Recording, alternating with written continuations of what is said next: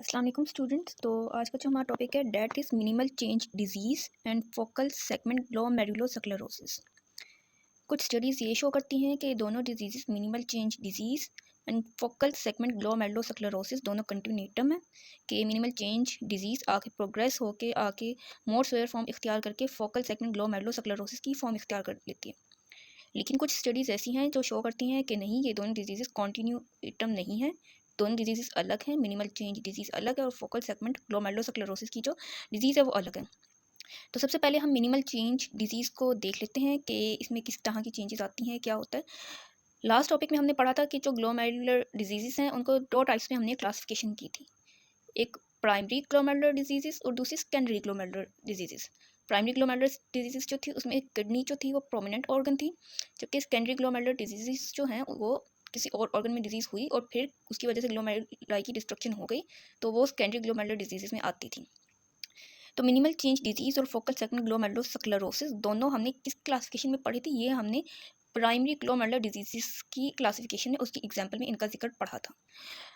दूसरी चीज़ ये कि मिनिमल चेंज डिजीज़ आपको याद होगा जब हमने नेफ्रोटिक सिंड्रोम का टॉपिक पढ़ा था, तो नेफ्रोटिक सिंड्रोम के टॉपिक में मीडियम रॉबिन में एक लाइन में कुछ डिजीज़ लिख के नेम्स लिखे हुए थे कि ये डिजीज़ इन डिजीज़ की वजह से नेफ्रोटिक सिंड्रोम होता है। So minimal change disease is one of them. As a name indicates, minimal change disease एक बिल्कुल ही बीनाइन डिसऑर्डर है, ठीक है, जिसमें ज़्यादा कुछ नहीं होता। और दूसरी जो चीज़ है कि it is the cause of the nephrotic syndrome, ठीक है। और मिनिमल चेंज डिजीज़ जो है ये किस में कॉमन होती है, चिल्ड्रन में ज़्यादा कॉमन होती है। Children of age 1 to 7 years old, उनमें मिनिमल चेंज डिजीज़ की जो कंडीशन है वो ज़्यादा कॉमन होती है। अब ये तो कुछ इंट्रोडक्टरी पॉइंट्स हो गए। अब हम ये देखते हैं कि इसकी क्या फीचर्स होते हैं। दो तरह के फीचर्स होते हैं। अगर हम लाइट माइक्रोस्कोपिक एग्जामिनेशन में देखें तो उसमें तो बज़ाहिर हमें ग्लोमेरुलाई जो है उसकी नॉर्मल अपीयरेंस नजर आएगी, लेकिन जब हम इलेक्ट्रॉन माइक्रोस्कोपिक एग्जामिनेशन में देखते हैं then we would see the effacement of foot processes of podocytes. As we can see in this table number 14.3 of medium Robin के मिनिमल चेंज डिजीज जो है वो चिल्ड्रन में ज़्यादा कॉमन होती है। चिल्ड्रन में इसकी प्रिवेलेंस जो है वो 65% है, जबकि अडल्ट में इसकी सिर्फ 19% है प्रिवेलेंस। अब मिनिमल चेंज डिजीज़ चिल्ड्रन में डेवलप किस तरह से करती है, क्या इसका मैकेनिज्म ऑफ एक्शन है। खैर, जो मिनिमल चेंज डिजीज़ है उसकी कॉज जो है ना अब तक अननोन है, लेकिन कुछ हाइपोथेसिस जो है वो शो करती हैं कि मिनिमल चेंज डिजीज़ जो है it is due to circulating serum molecules, ठीक है। मुख्तलिफ सीरम के मॉलिक्यूल्स होते हैं जो कि पोडोसाइट पे जाकर एक्ट करते हैं, पोडोसाइट की डिस्ट्रक्शन करवाते हैं, and that results in the effacement of the food processes of podocyte. और कुछ ज़्यादातर स्टडीज़ हैं ये भी चीज़ प्रूव करती हैं कि ये जो सर्कुलेटिंग सीरम मॉलिक्यूल्स हैं ये कौन से वाले हैं, वो होते हैं candidate serum factor. Candidate serum factors जो लिम्फोसाइट सेक्रेट करते हैं, अक्सर स्टडीज़ ये शो करती हैं कि these are the cause of the minimal change disease. अब ये जो है कैंडिडेट सीरम फैक्टर ये जाके पोडोसाइट पे एक्ट करते हैं। पोडोसाइट पे एक्ट किया तो पोडोसाइट की जो फूड प्रोसेस है उनकी इफेसमेंट हो जाएगी। इफेसमेंट पहले भी बात की गई थी। इफेसमेंट जो होती है ना, it is actually the redistribution of the active molecules. Active molecules की रीडिस्ट्रीब्यूशन होती है, उसकी वजह से क्या होता है कि फूड प्रोसेसेस ऑफ पोडोसाइट है वो शॉर्टन हो जाते हैं।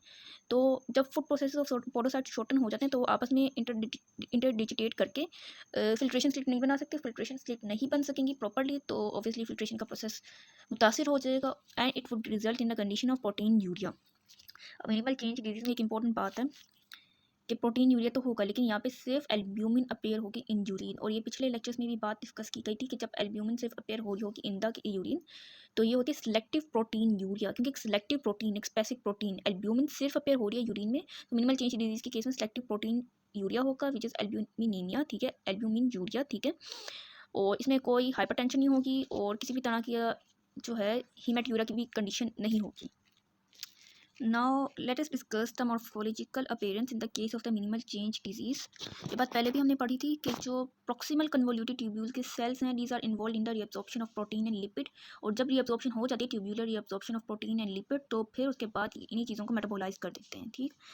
तो जैसे कि हमने देखा कि मिनिमल चेंज डिजीज जो है it is a cause of nephrotic syndrome. तो इसके बाद अगली चीज़ क्या होगी, नेफ्रोटिक सिंड्रोम। नेफ्रोटिक सिंड्रोम में क्या होगा कि प्रोटीन यूरिया लिपिड यूरिया की कंडीशन होगी, ठीक है, कि यूरिन में प्रोटीन और लिपिड जो है वो एक्सेस अमाउंट में अपेयर होंगे, जिसकी वजह से the higher amount of protein and lipid would be presented to the cells of the proximal convoluted tubule, जिसकी वजह से क्या है कि ज़्यादा रीअब्जॉर्प्शन होगी of protein and lipoprotein to the cells in the cells of the proximal convoluted tubule. इसकी वजह से मॉर्फोलॉजिकल अपीयरेंस क्या होगी मिनिमल चेंज डिजीज की, प्रॉक्सिमल कन्वोल्यूटेड ट्यूब्यूल के जो सेल्स हैं they would appear laden with the protein and lipoprotein. अगली चीज़ क्या है कि effacement of foot processes.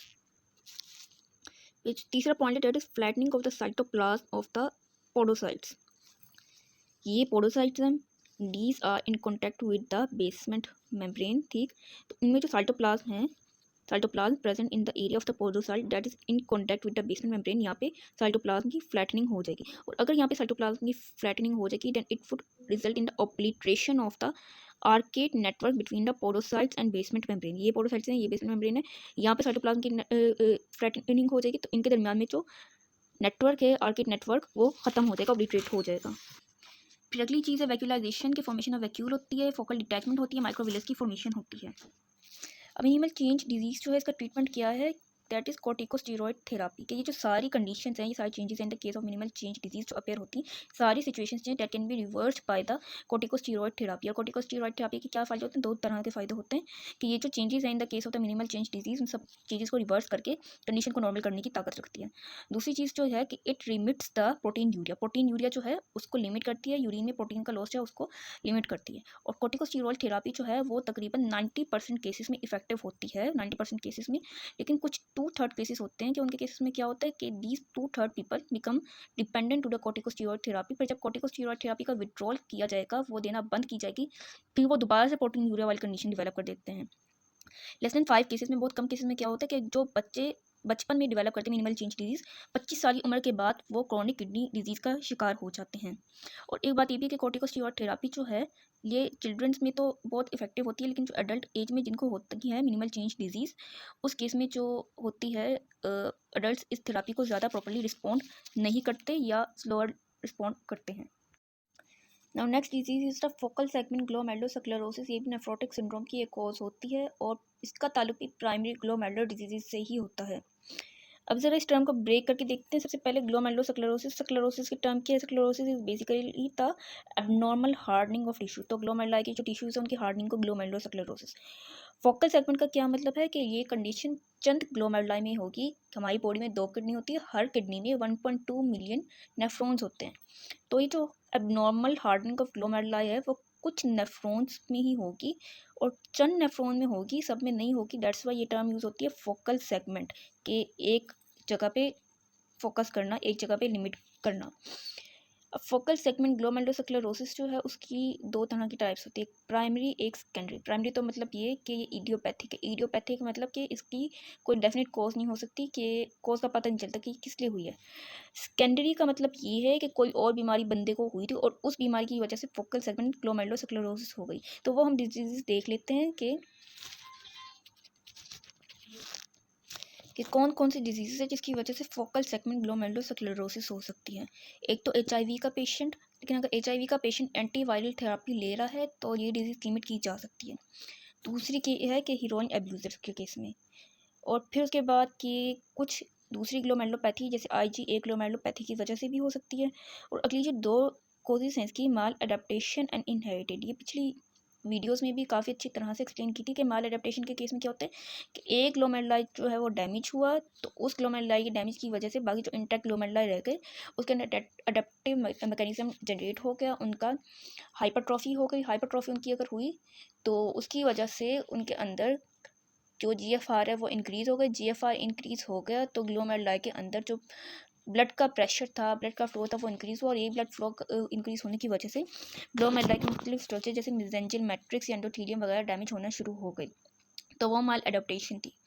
Inherited क्या थी कि पोडोसिन और नेफ्रिन दोनों जो प्रोटीन्स होती हैं पोडोसाइट, इनके दरमियान में जो लिंकेज है that is responsible for maintaining the filtration capacity of the filtration slits, ठीक है। और अगर इन दोनों के दरमियान में ये लिंकेज डिस्टर्ब होती है through the mutation in the genes coding for the podocin या genes coding for the nephrin, ठीक है, तो ये filtration of the protein through the diaphragm slit या ये जो होती है फिल्ट्रेशन स्लिट, ये मुतासिर हो जाती है, leading to the focal segment glomerulosclerosis. अब फोकल सेगमेंट ग्लोमेरुलोसक्लेरोसिस की डिजीज़ जो है ये किस तरह से डेवलप करती है, जैसे कि भी बात की कि hardening of tissue, abnormal hardening of tissue is known as sclerosis. तो सक्लेरोसिस किस तरह से हुई, it is due to the deposition of the hyaline, ठीक है। हाइलाइन की डेपोजिशन हुई इन ग्लोमेरुलाई, हाइलिनोसिस हुई, ठीक है। हाइलिनोसिस की वजह से जो है सक्लेरोसिस की condition hardening of the glomeruli हो गई। और ये जो कंडीशन है ये स्टार्ट करती है जस्टा मेडुलरी ग्लोमेरुलाई पे एक कॉर्टिकल पार्ट तक पहुंचती है प्रोग्रेस होते होते। अच्छा, हाइलाइन की तो डेपोजिशन हो गई, ठीक है, उसकी वजह से हाइलिनोसिस भी हो गई, ठीक है। अब ये जो एरिया बन के हाइलाइनोसिस की वजह से फोकाई का यहाँ पे क्या होगी, यहाँ पे इंट्रैपमेंट हो जाएगी प्लाज्मा प्रोटीन की और लिपिड्स की, ठीक है। That would more worsen the condition. अब फोकल सेगमेंट ग्लोमेरुलोस्क्लेरोसिस जो है ये आगे की तरफ मजीद किडनी डिजीज़ का सबब बन सकती है। आपको याद होगा कि जो पहला लेक्चर था ऑन द रीनल पैथोलॉजी, जो इंट्रोडक्टरी लेक्चर था, उसमें ये बात एक्सप्लेन की गई थी कि एक टर्म पढ़ी थी, that is structural and functional interdependence of various parts of the kidney. Interdependence क्या थी कि नेफ्रॉन के एक पार्ट को कुछ हुआ तो अगले पार्ट को भी कुछ हो गया। तो the same occurs in the case of the focal segment glomerulosclerosis की स्क्लेरोसिस तो ग्लोमेरुलाई का हुआ है, but it can also result in injury to the renal tubules. It can also result in the injury to the kidney interstitium, के renal tubule की atrophy हो जाएगी और इंटरस्टिशियल फाइब्रोसिस हो जाएगी। अब फोकल सेगमेंट ग्लोमेरुलोस्क्लेरोसिस के केस में हमें किस तरह की मॉर्फोलॉजिकल फीचर्स देखने को मिलते हैं। सबसे पहली चीज़ तो ये है कि जो मेसेंजियल मैट्रिक्स है उसकी इनलार्जमेंट हो जाएगी। अब क्योंकि मेसेंजियल मैट्रिक्स जो है उसकी इनलार्जमेंट हो गई, तो मेसेंजियल मैट्रिक्स के इर्द गिर्द ये ग्लोमेरुलर कैपिलरीज मौजूद हैं। ऑब्वियसली बात है, अगर मेसेंजियल मैट्रिक्स इनलार्ज हो रहा है it can result in the obliteration of the glomerular capillaries. So एक मॉर्फोलॉजिकल फीचर क्या शो होगी, that is enlargement of mesenteric matrix। दूसरी जो है मॉर्फोलॉजिकल फीचर हमें शो होगी, that is obliteration of the glomerular capillaries. और दो मॉर्फोलॉजिकल फीचर्स हम पढ़ चुके हैं कि डेपोजिशन ऑफ हाइलाइनोसिस की कंडीशन, और इन्हीं के अंदर जब फोकाई बन जाएगा ड्यू टू हाइलाइन डेपोजिशन, तो इसी के अंदर इंट्रैपमेंट हो जाती है प्लाज्मा प्रोटीन की और लिपिड्स की। अब अगला जो मॉर्फोलॉजिकल फीचर हमें ये देखने को मिलेगा वो ये है कि मैक्रोफेजेस, क्योंकि लिपिड की डेपोजिशन भी हो रही थी, these are laden by the lipid, और फिर ये फॉर्मी अपीयरेंस शो करते हैं। अब इम्यूनोफ्लोरेसेंस माइक्रोस्कोपी के अंदर अगर हम देखें तो हम देखेंगे ये जो फोकाई बनता है due to the deposition of hyaline, ठीक है, उसके अंदर कुछ और चीज़ें भी डेपोजिट हो जाती हैं, ठीक है। किस तरह से, एरिया ऑफ हाइलाइनोसिस जो है उसके अंदर हमारे पास मुख्तलिफ immunoglobulin, most usually IgG immunoglobulin की डेपोजिशन हो जाती है, और कुछ कॉम्प्लीमेंट्स प्रोडक्ट या कॉम्प्लीमेंट सिस्टम के जो कंपोनेंट्स हैं उनकी भी डेपोजिशन हो जाती है। इलेक्ट्रॉन माइक्रोस्कोपिक एग्जामिनेशन में हम एक सेम चीज़ देखते हैं जो हमने देखी थी इन the case of the minimal change disease के पोडोसाइट के जो फूड प्रोसेसेस है उनकी इफेसमेंट हो जाती है, then it can result in the condition of proteinuria. ये एक डिफरेंशिएटिंग पॉइंट है कि in the case of focal segment glomerulosclerosis non selective proteinuria होगा, जबकि मिनिमल चेंज डिजीज़ के केस में हमने देखा था कि सेलेक्टिव प्रोटीन यूरिया एल्ब्यूमिनीमिया की कंडीशन हो रही थी। अब अगर इस कंडीशन को ट्रीट ना किया जाए तो एक इसका मॉर्फोलॉजिकल वेरिएंट डेवलप कर जाता है जिसको हम कहते हैं कोलैप्सिंग ग्लोमेरुलोपैथी। जैसा मैंने अभी बताया कि मेसेंजियल मैट्रिक्स की इनलार्जमेंट होगी, ऑब्लिट्रेशन ऑफ कैपिलरीज हो जाएगी, ठीक है। तो क्या होगा कि पहले तो सिर्फ कैपिलरीज की ऑब्लिट्रेशन हुई थी कि कैपिलरीज का ल्यूमिना वो कम हो रहा था। अब कंडीशन क्या हो जाएगी कि ग्लोमेरुलाई की जो कैपिलरीज का टफ्ट है वो कोलैप्स ही कर जाएगा, which is the manifestation of the collapsing glomerulopathy. दूसरी जो है that is epithelial cell hyperplasia. अब तक हमने मिनिमल चेंज डिजीज़ और फोकल सेगमेंट ग्लोमेरुलोस्क्लेरोसिस में इतनी कॉमन बातें पढ़ ली हैं कि अब इन दोनों डिजीज़ को डिफ्रेंशिएट करना ज़रूरी हो गया। जो मिनिमल चेंज डिजीज़ थी उसके अंदर हमने क्या पढ़ा था कि सिलेक्टिव प्रोटीन यूरिया की कंडीशन होगी, एल्ब्यूमिनीमिया एल्ब्यूमिन यूरिया की कंडीशन होगी। जो फोकल सेगमेंट ग्लोमेरुलोस्क्लेरोसिस है उसमें नॉन सिलेक्टिव प्रोटीन यूरिया होगा, मतलब कि सिर्फ एल्ब्यूमिन ही, दूसरी प्रोटीन्स भी आ सकती हैं इन द यूरिन। जो मिनिमल चेंज डिजीज़ थी उसमें हमने देखा था कि वो एक माइल्ड कंडीशन थी, उसमें सिर्फ सेलेक्टिव प्रोटीन यूरिया की कंडीशन अपेयर हो रही थी, ना हाइपरटेंशन हो रही थी और ना ही हीमेटूरिया की कंडीशन होती है। जबकि फोकल सेगमेंट ग्लोमेरुलोस्क्लेरोसिस में किसी हद तक हीमेटूरिया के भी चांसेस होते हैं और किसी हद तक हाइपरटेंशन के भी चांसेस होते हैं। जो मिनिमल चेंज डिजीज़ थी वो चिल्ड्रन में ज़्यादा कॉमन थी, जबकि फोकल सेगमेंट ग्लोमेरुलोस्क्लेरोसिस उसके चांसेस अडल्ट में भी ज़्यादा होते हैं। तीसरी जो हमने ट्रीटमेंट की बात की थी वो ये थी कि मिनिमल चेंज डिजीज़ जो है उसके अंदर जो ट्रीटमेंट थी वो कॉर्टिकोस्टेरॉइड थेरापी इफेक्टिव थी, 90% केसेस में इफेक्टिव होती है। लेकिन in the case of focal segment glomerulosclerosis जो पेशेंट है वो ज़्यादा रिस्पॉन्सिव नहीं होता towards the corticosteroid therapy. So this was all about today's lecture. Hope you understood well. Thanks for watching.